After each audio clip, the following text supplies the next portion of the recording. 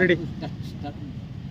आज आम्ही वंचित बहुजन आघाडी, वंचित माथाडी transport union, सम्यक विद्यार्थी आंदोलन तसेच युवा आघाडी यांच्या वतीनं आज मिरज मार्केट ते प्रांत कार्यालय या ठिकाणी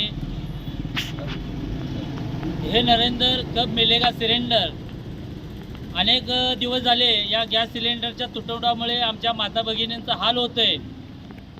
आमचे जे कामावर जाणारे बांधव असतील त्यांचंसुद्धा हाल होतं आहे, कारण रिक्षासुद्धा गॅसवर चालल्या जातात. त्याच पद्धतीने दवाखाने असतील, शाळा असतील, लहान लहान मुलांना त्या ठिकाणी पोषण आहार असेल, अशा बऱ्याच समस्या या गोष्टीचं हाल होतं आहे की कारण एकच म्हणजे या ठिकाणी गॅसचा तुटवडा. अनेक ठिकाणी गॅसचा काळा बाजार केला जातो आहे. त्वरित 3,000 5,000 गॅसचा रेट या ठिकाणी काळ्या बाजारानं लावला जातो आहे आणि ज्यांनी 8-8 10-10 दिवस गॅसचे नंबर लावलेत त्यांना गॅस मिळत नाहीत.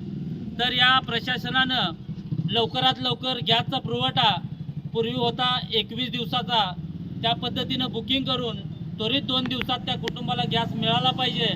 अन्यथा वंचित बहुजन आघाडी, वंचित माथाडी ट्रान्सपोर्ट, सम्यक आंदोलन, युवा आघाडी या सर्वांच्या वतीनं जर का लवकरात लवकर आमची तुम्ही दक्षता नाही घेतली तर याच्यापेक्षाही उग्र आंदोलन आम्ही करू.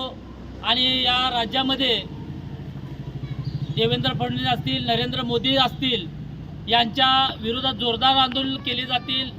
तर याची आपण दक्षता घ्यावी की आंदोलन होऊ नये आणि आमच्या माता भगिनींना कोणताही त्रास होऊ नये याची दक्षता घेऊन आपण गॅस पुरवठा लवकरात लवकर सुरळीत करावा अशी विनंती करून आज प्रांत साहेबांना आम्ही निवेदन दिलेलं आहे. या ठिकाणी आमच्या प्रांतच्या समोर आम्ही दाखवलेलं आहे की आमच्या महिलांना चुलीवरची सवय मोडलेली आहे. चुलीवर स्वयंपाक करताना हात भाजतायत. या ठिकाणी त्यांनी अवस्था बघडलेल्या ठिकाणी चुलीवर आम्ही स्वयंपाक करून त्यांना कांदा आणि भाकरी भेट दिलेली आहे.